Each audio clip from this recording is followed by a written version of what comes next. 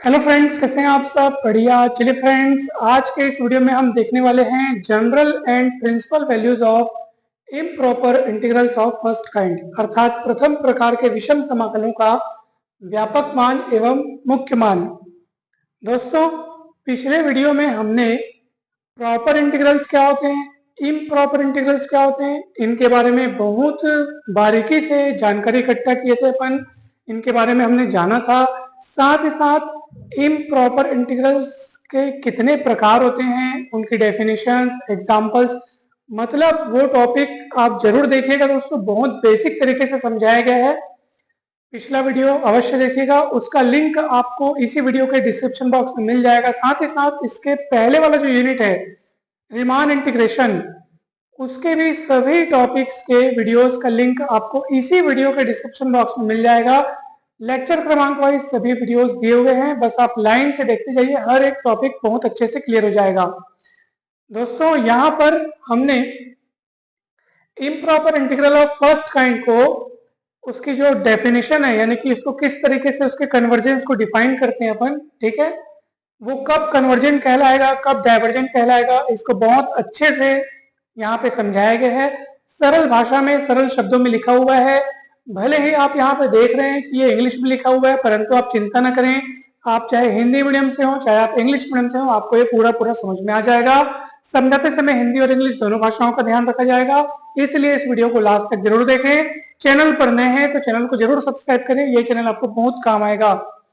चलिए दोस्तों, तो अब हम देखने जा रहे हैं। देखो, हमने यहाँ पे 3 पॉइंट्स यहाँ पे लिख रखे हैं, ठीक है, अलग अलग रूप के समाकलों के लिए।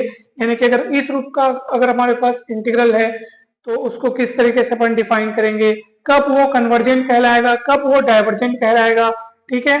तो ये तमाम बातें यहाँ पे लिखी हुई है दोस्तों, बहुत ही जबरदस्त और सरल तरीके से लिखा हुआ है, ठीक है। इसलिए इस वीडियो को लास्ट तक जरूर देखिएगा। और राइटिंग पे आप मत जाइए, भले छोटे छोटे अक्षरों में लिखा हुआ है, किंतु ये पूरा आपको पढ़ करके समझाया जाएगा, सुनाया जाएगा, ताकि आपको कोई डाउट ना हो दोस्तों, ठीक है। तो चलिए, if f is bounded and integrable on closed interval at for all t is greater than or equal to a, ठीक है। f कैसा फंक्शन है? बाउंडेड और इंटीग्रेबल है, अर्थात परिबद्ध एवं समाकलनीय फलन है। कौन से अंतराल में? इस क्लोज्ड इंटरवल at में, ठीक है। For all t is greater than equal to, ठीक है, ग्रेटर देन और इक्वल टू a, यानी कि a से बराबर या बड़े सभी t के लिए ये फंक्शन कैसा है? बाउंडेड और इंटीग्रेबल है, ठीक है। तब इस इम्प्रॉपर इंटीग्रल को, आप सभी को पता है ये कैसा इंटीग्रल है? इम्प्रॉपर है, क्योंकि यहाँ पे अपने को लिमिट में क्या दिखाई दे रहा है? अनंत दिखाई दे रहा है। तो ये इम्प्रॉपर इंटीग्रल है, और कैसा काइंड वाला, कैसे प्रकार वाला? प्रथम प्रकार का। तो ये प्रथम प्रकार का विषम समाकल है। तो ऐसी स्थिति में दोस्तों, इस इम्प्रॉपर इंटीग्रल को हम इस तरीके से डिफाइन करते हैं। कैसे डिफाइन करते हैं? देखो, इंटीग्रल है ना भाई, integration A to infinity F x D x है ना। तो देखो, यहाँ पे जो अनंत लिखा है ना, उसके स्थान पर मैंने टी लिखा और बाजू में मैंने limit T tends to infinity लगा दिया, कि भाई जैसे जैसे टी अनंत की ओर प्रवृत्त होता है, वैसे वैसे इस इंटीग्रल की जो वैल्यू होगी, जो भी वैल्यू होगी, वो इस समाकल का मान होगी, यानी कि इस समाकल की वैल्यू होगी। अगर हमको इस पूरे इंटीग्रल की ये जो अपन लिमिट जब अपन निकालेंगे, यानी limit T tends to infinity of इस इंटीग्रल, अगर ये पूरी लिमिट हमको फाइनाइट मिलती है, कोई परिमित राशि मिलती है, ठीक है, अगर ये लिमिट विद्यमान है और इसकी वैल्यू जो है अगर मान लो फाइनाइट है, तो ऐसे स्थिति में ये जो इंटीग्रल है, ये वाला इंटीग्रल, ये कहलाएगा कन्वर्जेंट। अन्यथा अगर ये लिमिट विद्यमान नहीं है, अर्थात इस लिमिट की वैल्यू अगर मान लो अनंत या माइनस अनंत या और कोई अपरिभाषित रूप में मिल रही है, अनिर्धारित रूप में मिल रही है, यानी कि अगर ये लिमिट एग्जिस्ट नहीं करती, तो ये इंटीग्रल कहलाएगा डाइवर्जेंट, ठीक है दोस्तों। फिर से एक बार, ये इंटीग्रल कब कन्वर्जेंट? कन्वर्जेंट यानी कि अभिसारी। अभिसारी कब कहलाएगा? जब ये लिमिट का अस्तित्व हो, ठीक है, ये परिमित रूप से विद्यमान हो, यानी इसकी कोई वैल्यू हो, कोई फाइनाइट वैल्यू हो, ठीक है, एग्जिस्ट फाइनाइटली, ठीक है। तब ऐसी स्थिति में ये समाकल जो है, ये विषम समाकल जो है, वो अभिसारी कहलाएगा। अभिसारी मतलब कन्वर्जेंट। और इस लिमिट, ये लिमिट अगर विद्यमान नहीं है, ठीक है, या अनंत या माइनस अनंत मिल रही है, या और कोई अनिर्धारित रूप जैसे 0/0, अनंत बटे अनंत, इस टाइप से मतलब ऐसे कुछ उत्पटांग रूप अगर इसका मिल रहा है, ठीक है, अगर ये फाइनाइट रूप में हमको नहीं मिल रही है, तब ऐसी स्थिति में ये जो इंटीग्रल है वो कहलाएगा डाइवर्जेंट अर्थात अपसारी। ठीक है दोस्तों, ठीक वैसे ही हम इस रूप के इम्प्रॉपर इंटीग्रल के लिए इस तरीके से डिफाइन करते हैं। देखो यहाँ पे क्या है, ए से अनंत है और यहाँ माइनस अनंत से बी है, ठीक है, तो आपको फर्क समझ में आ रहा होगा। यहाँ नीचे वाली जो यानी लोअर लिमिट फाइनाइट है, अपर लिमिट इन्फिनिट है, यहाँ लोअर लिमिट माइनस इन्फिनिटी है और अपर लिमिट है वो फाइनाइट क्वांटिटी बी है ना भाई। तो यहाँ पे अपन ने लिखा है कि if F is bounded and integrable on close interval T B, यहाँ पे लिखे थे ए टी, है ना भाई, क्योंकि निचली लिमिट जो है वो ए जो है वो फाइनाइट थी, ऊपर वाली लिमिट इंफिनिटिव थी, इसलिए अपन इस तरीके से लिखते हैं। और एफ जो कि बाउंडेड और इंटीग्रल होता है, देखो आखिर ये जो क्लोज इंटरवल ए टी है वो आखिर ए से अनंत वाले इंटरवल का क्या है, सब इंटरवल है ना भाई, याद रखिएगा। ये जो क्लोज इंटरवल हमने ए टी बनाया हुआ है, ये सब इंटरवल है ना भाई, ये सब इंटरवल है किसका, ए से अनंत वाले इंटरवल का सब इंटरवल है। यानी कि अगर इस इंटरवल के सब इंटरवल में ये फंक्शन बाउंडेड और इंटीग्रेबल है, तब इसको इस तरीके से डिफाइन किया जाता है। ठीक है दोस्तों, और वैसे ही इसको इस तरीके से डिफाइन करते हैं। देखो यहाँ पे माइनस अनंत है, उसके स्थान पर मैंने क्या लिखा है, टी, और बाजू में limit T tends to minus infinity. अगर मान लीजिए इस पूरी लिमिट का अस्तित्व है, परिमित रूप से अगर ये विद्यमान है, अगर ये एग्जिस्ट फाइनाइटली, यानी कि फाइनाइट रूप से अगर ये लिमिट एग्जिस्ट करता है, तो हम कहेंगे कि ये जो इंटीग्रल है वो कैसा है, कन्वर्जेंट है। और अगर इस लिमिट का अस्तित्व नहीं है, यानी कि अगर लिमिट का वैल्यू अगर अनंत या माइनस अनंत या और कोई अनिर्धारित रूप मिलता है, अपरिभाषित रूप मिलता है, तब ऐसी स्थिति में ये इंटीग्रल क्या कहलाएगा, डाइवर्जेंट कहलाएगा, अर्थात अपसारी कहलाएगा। ठीक है, तो सब पूरा खेल जो है वो लिमिट के अस्तित्व में होने और न होने पर निर्भर है। अगर लिमिट अस्तित्व है, परिमित रूप से विद्यमान है, तो ये समाकल अभिसारी अर्थात कन्वर्जेंट, और अगर ये विद्यमान नहीं है ये लिमिट, ठीक है, या इसकी वैल्यू अनंत या माइनस अनंत है या अपरिभाषित है, तो ऐसी स्थिति में ये इंटीग्रल कहलाएगा डाइवर्जेंट अर्थात अपसारी। उसी चीज को हमने यहाँ पे लिखा हुआ है। ठीक है, इसको आप बहुत सरलता से समझ सकते हैं, बहुत इजीली तरीके से समझ सकते हैं, और इन्हीं परिभाषाओं का इस्तेमाल करते हुए हम इन समाकलों को हल करके देखेंगे इनकी वैल्यू क्या आ रही है, ये कन्वर्जेंट है कि डाइवर्जेंट है, ये हम अच्छे से यहाँ पे समझेंगे। बहुत सरल है दोस्तों। ठीक है दोस्तों, अगर आपके पास इंटीग्रल इस रूप में दिया है, ठीक है, improper integral of first kind अगर इस रूप में दिया है जिसमें दोनों लिमिटें जो है वो इन्फिनाइट है, ये माइनस इन्फिनिटी वो प्लस इन्फिनिटी है, तब ऐसी स्थिति में हम इसको ऐसे दो भागों में तोड़ करके, यानी कि एक रहेगा आपका माइनस अनंत से ए तक का समाकल और एक ए से अनंत तक का समाकल। यानी हमने क्या किया, माइनस अनंत और अनंत के बीच में कोई बिंदु, कोई रियल नंबर ए ले लिया और समाकल को दो भागों में, यानी कि माइनस अनंत से ए और ए से अनंत तक में तोड़ दिया। ठीक है, अब ध्यान से सुनिए, अब अगर ये वाला समाकल कन्वर्जेंट है और ये वाला भी कन्वर्जेंट है, अगर दोनों कन्वर्जेंट है, तब ये वाला ये समाकल क्या कहलाएगा, कन्वर्जेंट कहलाएगा दोस्तों। अब ये कन्वर्जेंट कैसे है, तो आप सभी को पता होगा, ये इस रूप में है, ठीक है, ये देखो इस रूप का दिखाई दे रहा है, तो इसके कन्वर्जेंस की जांच पड़ताल इस तरीके से इसकी लिमिटिंग वैल्यू अपन निकाल के देखेंगे। अगर वो लिमिट एग्जिस्ट करेगा तो ये कन्वर्जेंट कहलाएगा। ये वाला समाकल देखो, अच्छा ये वाला अपने को, हाँ ये वाला इस रूप का दिख रहा है, और ये वाला समाकल देखो, ये वाला समाकल अपने को इस रूप का दिख रहा है, देख लो आप। ठीक है, तो उस समाकल के कन्वर्जेंट के लिए हम लोग इस तरीके से उसका लिमिटिंग वैल्यू पता करेंगे। अगर वो लिमिट एग्जिस्ट करेगा तो समझ लीजिए कि ये समाकल क्या कहलाएगा, ये इंटीग्रल क्या कहलाएगा, कन्वर्जेंट कहलाएगा। तो ऐसी स्थिति में अगर दोनों कन्वर्जेंट है, अगर मान लो दोनों कन्वर्जेंट है, तब ये कन्वर्जेंट कहलाएगा। और अगर मान लीजिए इन दोनों में से अगर कम से कम एक भी अगर डाइवर्जेंट हो गया, यानी अपसारी हो गया, दोनों में से कोई एक भी अगर डाइवर्जेंट हो गया या दोनों अगर डाइवर्जेंट हो गए, तो ये समाकल, ये वाला इंटीग्रल वो भी क्या हो जाएगा, डाइवर्जेंट हो जाएगा दोस्तों। तो इसके कन्वर्जेंट होने के लिए ये बहुत जरूरी है कि दोनों के दोनों कन्वर्जेंट हो। ठीक है, और एक और खास बात दोस्तों, इस तरीके से आप जो, अगर आप इस इंटीग्रल की वैल्यू ऐसे दो भागों में तोड़ करके अगर आप निकाल रहे हैं, ठीक है, और इसको सॉल्व करेंगे इस तरीके से, जो इसकी वैल्यू मिलेगी, तो ये इसको बोलते हैं जनरल वैल्यू या व्यापक मान, क्या बोलते हैं, व्यापक मान। ठीक है, अगर आप कहेंगे सर कि ठीक है चलो इस तरीके से अगर हम इसको तोड़ के सॉल्व कर रहे हैं और इसकी वैल्यू अगर जो मिल रही है उसको अपन अगर व्यापक मान बोल रहे हैं, ठीक है, तो मुख्य मान क्या है, प्रिंसिपल वैल्यू क्या है, तो प्रिंसिपल वैल्यू P ऑफ इतना, यानी प्रिंसिपल वैल्यू ऑफ इतना, यानी इसी को मैंने लिखा हुआ है। तो दोस्तों अगर आपको इसी इम्प्रॉपर इंटीग्रल का अगर आपको प्रिंसिपल वैल्यू चाहिए ना, तो उसके लिए क्या करते हैं अपन, limit t tends to integral minus T to T, यानी कि एक साथ यहाँ पे लिमिट लगाते हैं और मतलब इस तरीके से अपन इसको देखते हैं दोस्तों। यानी कि अगर लिमिटिंग फॉर्म में मैं आपको जनरल और प्रिंसिपल वैल्यू अगर मुझे आपको बताना हो तो कुछ इस तरीके से लिखेंगे। देखो प्रिंसिपल वैल्यू के लिए ना, देखो दोनों में टी है, आखिर भाई नीचे वाला माइनस अनंत था इसलिए माइनस टी दिख रहा है, ऊपर अनंत था इसलिए आपको टी दिख रहा है, और limit T tends to infinity लगा दिए। अब इस तरीके से वैल्यू आपके पास आएगी, वो प्रिंसिपल वैल्यू जाएगी। और अगर आपको जनरल वैल्यू चाहिए ना, तो आपको इसको इस तरीके से इवेल्युएट करना पड़ेगा। देखो ध्यान से देखिए, जनरल वैल्यू के लिए क्या करते हैं, इधर दोनों अलग अलग चीजें रख देते हैं, कुछ इस तरह आप देख सकते हैं। जैसे मैंने रख दिया, मान लो अगर टी के रूप में लिखूं, सिंबल आप ले लो, टी ले लो, एक्स ले लो, जो आपकी इच्छा है। तो मैं T1 ले रहा हूं मान लो माइनस अनंत, और T2 ले रहा हूं मान लो अनंत, और इधर मैं लिख रहा हूं भैया T1 से T2। ये देखिए, अब आपको आसानी से इन दोनों में फर्क समझ में आ गया होगा क्या है। मैंने क्या किया, दोनों को अलग अलग लिया, ठीक है, इधर T1 उधर T2। अब ये माइनस अनंत वाला लिमिट है इसलिए T1 टेंस टू माइनस अनंत, और ये अनंत वाला इसलिए T2 टेंस टू अनंत।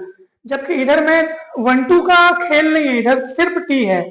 तो अब आपको अच्छे से समझ में आ गया होगा कि जनरल वैल्यू और प्रिंसिपल वैल्यू क्या है। यहाँ पे ना दोनों, यानी दोनों लिमिट जो है, लोअर लिमिट अपर लिमिट, दोनों को अलग अलग तरीके से लेकर के इवेल्युएट की जा रही है।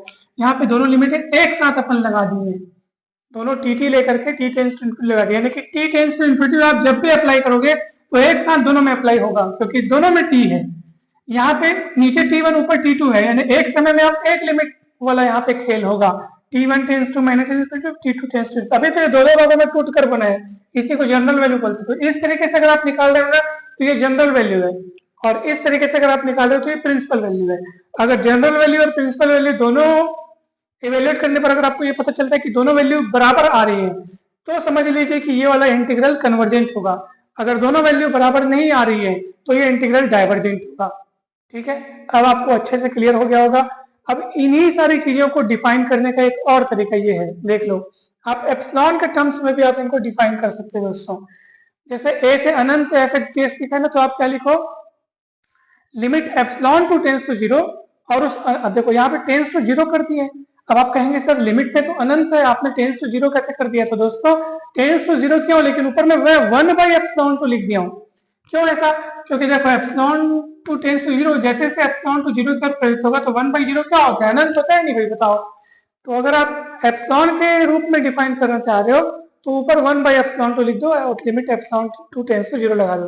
वैसे यहाँ पे देखो माइनस अनंत से ए वाला इंटीग्रेशन है, तो माइनस अनंत के बदले में मैंने क्या लिख दिया, -1/एप्सिलॉन 1 और एप्सिलॉन 1 टेंस टू जीरो कर दिया, ताकि ये माइनस अनंत हो जाए, मतलब लिमिट ऑपरेट करने से। ठीक है, और वैसे ही आप देख सकते हैं अगर ये माइनस इन्फिनिटी तो इन्फिनिटी वाला है तो अपन इस तरीके से डिफाइन किया। तो आप देख रहे हैं यहाँ पे मैंने दोनों एप्सिलॉन अलग अलग लिए हैं, नीचे वाले के लिए एप्सिलॉन 1, ऊपर वाले के लिए एप्सिलॉन 2, यानी कि निचले लिमिट में आपको -1/एप्सिलॉन 1 और ऊपर वाले लिमिट में आपको 1/एप्सिलॉन 2 दिख रहा है। और दोनों एप्सिलॉन को अगर मैं ये, अच्छा बताओ, इस तरीके से जो मुझे वैल्यू मिलेगी वो कौन सी वैल्यू होगी, जनरल वैल्यू होगी, जनरल वैल्यू। अगर आप चाहते हैं कि सर आपको प्रिंसिपल वैल्यू मिले, तो ये एप्सिलॉन 1-2 का भेदभाव हटा करके सीधा आप इसको किस तरीके से डिफाइन करेंगे, माइनस अनंत से अनंत एफ एक्स डी एक्स आप डिफाइन करेंगे, सीधा एक इकलौता एप्सिलॉन लेंगे, एप्सिलॉन टेंस टू जीरो, और -1/एप्सिलॉन 1/एप्सिलॉन। अब आपको क्लियर हो गया होगा कि फर्क क्या है प्रिंसिपल वैल्यू और जनरल वैल्यू में। तो इस तरीके से जो इवेल्युएट होगा ना वो प्रिंसिपल वैल्यू होगा। इसमें एप्सिलॉन, दो एप्सिलॉन अलग अलग नहीं लिए, सिंगल है, दोनों उसी में काम कर रहे हैं। यानी कि एप्सिलॉन टेंस टू जीरो जैसे आप लिमिट ऑपरेट कर रहे हो तो जहां जहां फिर आपको पास एप्सिलॉन है वहां वहां आपको लगाना पड़ेगा। यानी यहाँ पे क्या epsilon 1 tends to zero, epsilon 2 tends to zero अलग अलग है। तो इस तरीके से आपको प्रिंसिपल वैल्यू मिलेगा, इस तरीके से जनरल वैल्यू मिलेगा। अगर मान लीजिए प्रिंसिपल वैल्यू और जनरल वैल्यू की वैल्यू सेम आती है तो दिया हुआ इंटीग्रल कन्वर्जेंट होगा, अन्यथा डाइवर्जेंट होगा। ठीक है, तो चलिए फ्रेंड्स, अब हम इन दिए हुए इम्प्रॉपर इंटीग्रल्स को इवेल्युएट करते हैं, सॉल्व करके देखते हैं कि इनकी वैल्यूज कितनी आ रही हैं, ये कन्वर्जेंट है कि डाइवर्जेंट है। तो ये तमाम बातें अब हमको पता चल जाएंगी। तो चलिए सबसे पहले देखते हैं इंटीग्रल क्या दिया हुआ है हमारे पास, इंटीग्रल 0 से अनंत 1/1 plus x square d x. दोस्तों आप सभी यहाँ पे ये आसानी से देख पा रहे हैं कि ये इस रूप का दिख रहा है अपने को। देखो a to infinity f x D x है ना भाई, यहाँ पे देखो 0 टू इन्फिनिटी इतना डी एक्स, यानी कि साफ साफ पता चल रहा है कि ये इस रूप वाला इंटीग्रल है जिसको हम इस तरीके से डिफाइन करते हैं। यानी जहाँ पे अनंत दिख रहा है उसके स्थान पर t रखते हैं और सामने में limit t tends to infinity लगाते हैं। तो यहाँ पे भी अपन वही काम करेंगे, तो limit t tends to infinity, ठीक है, और इंटीग्रेशन 0 से t 1/1 plus x square d x.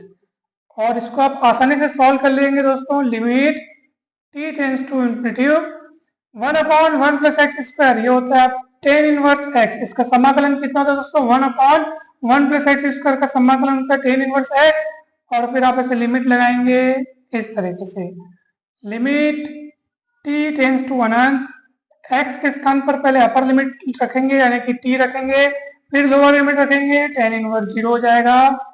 अब t कितना होगा, limit t tends to infinity, ठीक है, tan इनवर्स 0 तो 0 हो जाएगा, ठीक है। उसके बाद डायरेक्ट हम यहाँ पे लिमिट अप्लाई कर रहे हैं दोस्तों, तो लिमिट अप्लाई करेंगे तो क्या हो जाएगा, t यानी कि tan इनवर्स t, और t के स्थान पर ये देखो t टेंस टू अनंत, तो अनंत रख के देखेंगे तो ये हो जाएगा π/2। tan इनवर्स अनंत यानी π/2 होता है, tan इनवर्स 0 तो 0 हो गया, ठीक है, तो वहीं हट गया, 0 हो गया। और अब ये अपन t टेंस टू इन्फिनिटी, तो जैसे जैसे t अनंत की ओर प्रवृत्त होगा वैसे वैसे t इनवर्स t π/2 की ओर प्रवृत्त होगा, क्योंकि tan इनवर्स अनंत का मान π/2 होता है दोस्तों। तो π/2 मतलब कि कोई फाइनाइट राशि, कोई परिमित मान अपने को मिला है, यानी कि ये जो लिमिट आपने अभी इवेल्युएट किया है ये एग्जिस्ट फाइनाइटली, यानी फाइनाइट रूप से ये एग्जिस्ट करती है, विद्यमान है, इसलिए ये वाला इंटीग्रल जो है वो होगा कन्वर्जेंट। कहीं पर भी डाउट हो दोस्तों तो जरूर पूछिएगा, बहुत ही सरल तरीके से हमने यहाँ पे बनाया हुआ है, कहीं पे भी आपको डाउट हो ही नहीं सकता दोस्तों, ठीक है। चलिए अपन बढ़ते हैं आगे, अब देखते हैं दूसरा सवाल। दोस्तों इस वीडियो में हमने सरल सवालों को रखा हुआ है, इसका अगला वाला वीडियो जो आप देखेंगे उसमें बहुत सारे सवालों को हल करेंगे और कन्वर्जेंस या डाइवर्जेंस जो भी है उसकी पूरी जांच पड़ताल बहुत बढ़िया तरीके से अनेक सवालों को हल करते हुए आपको समझाया जाएगा। क्योंकि इस वीडियो में हमने क्योंकि हमको डेफिनेशन भी समझना था, है ना भाई, तो इसलिए एग्जाम्पल इसमें कम कम रखे गए हैं, लेकिन अगला वीडियो आप जरूर देखिएगा, उसमें बहुत सारे प्रश्नों को हल किया जाएगा, ठीक है दोस्तों। तो चलिए अब आप देख सकते हैं दूसरा, 0 से अनंत dx/1 प्लस एक्स का होल स्क्वायर, ये अपने पास समाकलन दिया है जिसकी सीमाएं 0 से अनंत है, तो ये भी इस रूप का है, तो इसको भी अपन ऐसे लिखेंगे, limit t tends to infinity integration 0 से t dx/1 प्लस एक्स का होल स्क्वायर। दोस्तों यहाँ पे जाएगा limit t tends to infinity, इसका समाकलन होगा -1/1 प्लस एक्स, लिमिट आप रखेंगे 0 से t, ठीक है। उसके बाद आप यहाँ पे upper limit minus lower limit करेंगे तो ये हो जाएगा आपके पास -1/t और माइनस माइनस प्लस, देखो जब आप x के स्थान पर t रखेंगे तो -1/1 प्लस t होगा, ठीक है। फिर अपन माइनस करते हैं, upper limit minus lower limit, तो 0 रखेंगे ना, तो 1/1 प्लस 0 माइनस में, तो -1 बचेगा, तो माइनस माइनस प्लस 1 हो गया, और लिमिट आप लगाएंगे t टेंस टू इन्फिनिटी, तो t का मान जब अनंत रखेंगे तो अनंत प्लस 1 यानी अनंत, और -1/1 अनंत यानी 0, तो कुल मिला के आपके पास 1 बचेगा दोस्तों, ठीक है। तो ये जो 1 बचे है ना वही आपका उत्तर है, ये उत्तर 1। और 1 कैसा है बताइए, 1 आपका एग्जिस्ट फाइनाइटली, यानी फाइनाइट क्वांटिटी है, ये फाइनाइट रूप से एग्जिस्ट कर रहा है 1, यानी कि 1 क्या है, कोई परिमित मान है कि नहीं बताओ, फाइनाइट रियल नंबर मिल रहा है अपने को, है ना भाई। इन्फिनाइट या माइनस इन्फिनाइट कुछ अपरिभाषित जैसी चीज नहीं मिल रही है, कोई फाइनाइट क्वांटिटी मिल रही है, 1 क्या है, परिमित मान है, इसलिए ये वाला इंटीग्रल भी क्या होगा, कन्वर्जेंट होगा, ठीक है। तो ये भी कन्वर्जेंट हो गया सर, देखो कितना सरल तरीके से बन रहा है। अब चलिए हम देखते हैं तीसरा ध्यान से देखिएगा दोस्तों, तीसरा सवाल जो है उसमें ये कुछ इस तरह से दिया है दोस्तों, इसको मैं थोड़ा सा यहाँ पे ये ऐसा इस तरीके से दिया हुआ है। अब आप सभी को पता होगा कि अगर हमने हमारे पास इस रूप में अगर हमारे पास दिया हुआ है सर अगर कोई समाकल, तो इसको हम कैसे सॉल्व करेंगे दोस्तों। चलिए हम इसको ना इसका व्यापक मान भी निकाल के देख लेते हैं और मुख्य मान निकाल के देख लेते हैं, क्योंकि डेफिनेशन हमने समझा है। अब आपके मन में भी यही होगा कि सर इससे एक आध कोई ऐसा एग्जाम्पल हो जिसमें हम प्रिंसिपल वैल्यू निकाल करके देखें, जनरल वैल्यू निकाल करके देखें, फिर देखें कि दोनों इक्वल आ रहे हैं कि नहीं आ रहे हैं। तो ये वाला आपके पास वो बढ़िया प्रश्न आपको मिल चुका है दोस्तों। हम इसको अगर ये एप्सिलॉन वाले मेथड से अगर बनाना चाहें, ठीक है, तो कैसे बना सकते हैं, क्या किया जा सकता है। तो ध्यान से देखिए, सबसे पहले तो चलिए मैं इसका जनरल वैल्यू निकालने का प्रयास करता हूं। तो आप सभी को पता होगा जनरल वैल्यू के लिए हम लोग इस तरीके से लिखते हैं, दोनों एप्सिलॉन में अलग अलग ले लेता हूँ, epsilon 1 tends to 0, epsilon 2 tends to 0, ऐसे अलग अलग ले लेता हूँ मैं। और ये इंटीग्रल, ठीक है, नीचे वाले में अगर मैं -1 अपॉन एप्सिलॉन लिखूं और ऊपर वाले में 1 अपॉन एप्सिलॉन को लिखूं। अब दोस्तों देखो, यहाँ पे आपको कहीं भी डाउट होगा ना तो पूछ लीजिए, आपके मन में डाउट नहीं होना चाहिए। बस देखो, मैंने दोनों लिमिटों को अलग अलग तरीके से मतलब लिया हुआ है। आप देख सकते हैं -1 अपॉन एप्सिलॉन 1, जैसे जैसे एप्सिलॉन टेंस टू 0 होगा आप खुद मन में सोचो, अगर मैं एप्सिलॉन 1 को 0 रखूंगा तो -1 अपॉन 0 माइनस अनंत हो जाएगा, यानी कि इतना। और यहाँ पे एप्सिलॉन टू टेंस टू 0 अगर मैं अप्लाई करूंगा तो 1 अपॉन 0 अनंत हो जाएगा, यानी कि इतना। यानी कि मैंने ठीक तरीके से यहाँ पे डिफाइन किया हुआ है और मुझे जनरल वैल्यू चाहिए, इसलिए मैंने दोनों एप्सिलॉनों को अलग अलग लिया हुआ है। ऊपर नीचे दोनों अलग अलग तरीके से मैंने यहाँ पे लिमिट को वेरी कराया है, या लिमिट मतलब दोनों अलग अलग तरीके से मैंने लिया हुआ है। अगर मुझे प्रिंसिपल वैल्यू चाहिए होता, जैसे कि अभी प्रिंसिपल वैल्यू जब मैं ज्ञात करूंगा तब उस समय में ये 1-2 का भेदभाव हटा के सिर्फ मैं एप्सिलॉन लूंगा, तो यहाँ -1 अपॉन एप्सिलॉन और वहां पे 1 अपॉन एप्सिलॉन हो जाएगा, उसमें 1-2 का खेल खत्म हो जाएगा, तब मुझे जो मिलेगा वो प्रिंसिपल वैल्यू रहेगा। तो फिलहाल अपन इसको देखते हैं कैसे सॉल्व करेंगे, जनरल वैल्यू पता करेंगे अपन पहले, ठीक है। तो चलिए दोस्तों ध्यान से देखिएगा, और अच्छा आप इसको इस तरीके से भी तोड़ के बना सकते हैं दोस्तों, दोनों अलग अलग आप ले लोगे, ठीक है, दोनों अलग अलग आप इवेल्युएट करोगे, इस तरीके से भी अगर आप इवेल्युएट करते हैं तो आपको कौन सा वैल्यू, जो भी आपको वैल्यू मिलेगा वो आपका जनरल वैल्यू कहलाएगा, जनरल वैल्यू, ठीक है। तो चलिए, और ये भी आपको जो मिलेगा वो आपको जनरल वैल्यू मिलेगा। तो दोस्तों ध्यान से देखो कि जनरल वैल्यू प्राप्त करने के लिए सबसे पहले तो अब हमारा काम ये कि इसको अपने को समाकलन करना है। समाकलन कैसे करेंगे, तो आप गौर से देखिए, अगर मैं इसको कुछ मान लेता हूँ, मान लो यू मानता हूँ, ठीक है। समाकलन तो आपको बचपन में आपने सीखा ही होगा स्कूल की कक्षाओं में, ठीक है। अगर मान लो ऐसा कुछ अपने को दिखे जिसका अवकलन ऊपर दिख रहा है, ठीक है ना, तो देखो 2x dx बराबर डी हो जाएगा अवकलन करने से, तो x dx का मान कितना मिलेगा, 1/2 du मिलेगा। तो ये x dx जो हो जाएगा वो du हो जाएगा, 1/2 du, ठीक है। तो कुल मिला के अपने, अच्छा, और नीचे वाले को अपने u माना है तो कितना हो जाएगा, 1 अपॉन u का हो जाएगा log u, ठीक है ना। तो ये सब का, और ये 1/2 du मिला है, मतलब कुल मिला के देखा जाए दोस्तों तो इसका समाकलन आप आसानी से इतना लिख सकते हैं, कितना, 1/2 log u का मान वापस हमने लौटा लिया है, ठीक है। u जिसको माने थे उसको हमने लौटा लिया है, इसलिए मुझे लिमिट चेंज करने की जरूरत नहीं पड़ेगी, ठीक है। आपके मन में आ सकता है सर ये तो लिमिट वाला इंटीग्रेशन है, तो जब अपन कुछ मानते हैं तो लिमिट भी चेंज होती है। दोस्तों तो मैंने क्या किया, जिसको माना था ना मैं उसका मान वापस लौटा दिया हूँ। u माना था x square plus a square को, तो मैंने u के रूप में नहीं लिखा इसको, मैंने u जिसको माना था मैंने वही चीज लिखा है। अगर मैं u के रूप में यहाँ पे लिखता ना तो मुझे लिमिटों को भी बदलना पड़ता, u की लिमिट हो जाती फिर वो, ठीक है। परंतु मैंने इसको x के टर्म्स में ही आंसर मेरा लिखा हुआ है, इसलिए x की लिमिट को रहने दिया जाए, ठीक है, मतलब x की लिमिटें ही रहेंगे यहाँ पे। और ये -1 अपॉन एप्सिलॉन 1 और 1 अपॉन एप्सिलॉन 2। अब आप यहाँ पे लिमिट को रखोगे दोस्तों, तो limit epsilon 1 tends to 0, epsilon 2 tends to 0, क्या होगा दोस्तों, ध्यान से देखिए, ये 1/2 को तो मैं एकदम बाहर कर देता हूँ। देखो x के स्थान पर आप रखेंगे पहले अपर लिमिट, तो हो जाएगा log 1 अपॉन एप्सिलॉन 2 का वर्ग प्लस a का वर्ग माइनस log 1 मतलब 1 अपॉन एप्सिलॉन 1 का वर्ग प्लस a का वर्ग, इस तरीके से होगा, ठीक है दोस्तों, कहीं पर भी डाउट जाएगा तो जरूर पूछिएगा। चलिए अब आगे इसको इवेल्युएट करते हैं। मैं इधर का मिटा देता हूं क्योंकि ये सब आप अच्छे से समझ चुके हैं।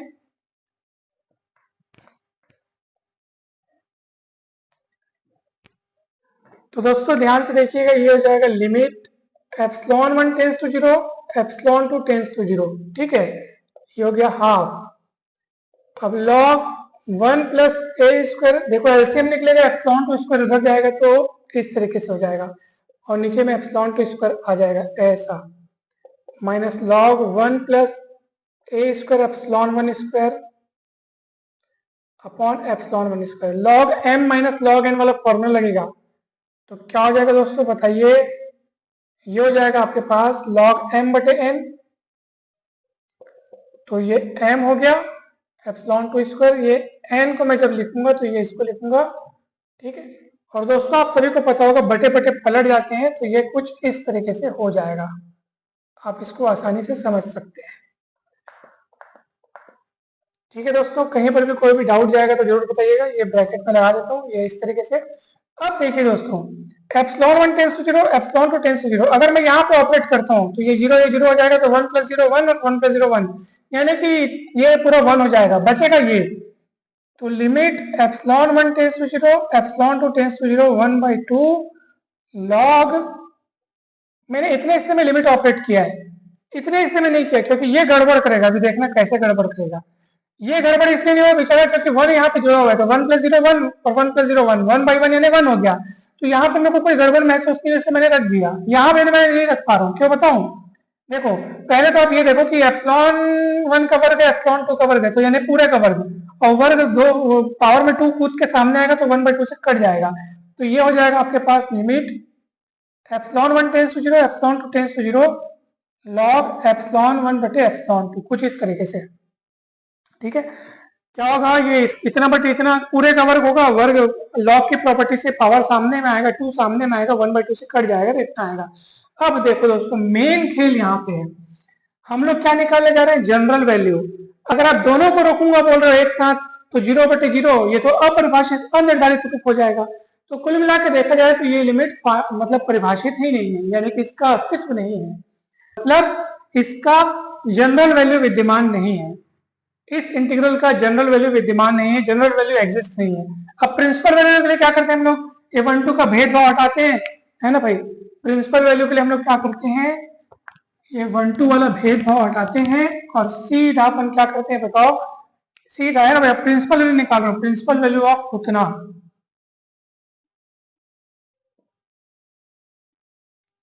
तो इसके लिए मुझे 1 2 का भेदभाव हटा के सिंगल एप्सिलॉन लेकर के, सोचो ये कितना हो जाएगा, एप्सिलॉन 1 2 हट के एप्सिलॉन बटे एप्सिलॉन हो जाएगा।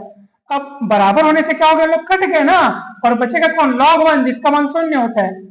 अब वो कट गए, एप्सिलॉन टेंस टू 0 लगाने के लिए बचा ही नहीं, सीधी सी बात है, वो वैसे भी log 1 का मान शून्य होता है, तो देखो ये फाइनाइटली एग्जिस्ट कर रहा है, यानी प्रिंसिपल वैल्यू इसकी एग्जिस्ट कर, मतलब प्रिंसिपल वैल्यू एग्जिस्ट कर रहा है, इसका वैल्यू कितने है, प्रिंसिपल वैल्यू 0 है, किंतु जनरल वैल्यू इसका एग्जिस्ट नहीं कर रहा है। ठीक है, तो कुल मिला के हम यहाँ देखते हैं कि हमारा जो यहाँ पे प्रिंसिपल वैल्यू है ना, is not equal to general value. General value और प्रिंसिपल वैल्यू दोनों बराबर नहीं है, इसलिए दिया हुआ इंटीग्रल जो है वो कन्वर्जेंट नहीं है। ठीक है, तो इस तरीके से आपको काम करना है दोस्तों। ठीक, तो मुझे पूरी उम्मीद है कि आपको ये सवाल बहुत अच्छे से समझ में आए होंगे। अगले वीडियो में बहुत सारे सवालों को समझाया जाएगा, और वीडियो अच्छा लगा हो तो लाइक करके चैनल को सब्सक्राइब जरूर करें, वीडियो को शेयर जरूर करें। आप सभी का बहुत बहुत धन्यवाद, जल्द ही मिलते हैं नेक्स्ट वीडियो में दोस्तों। Thank you so much.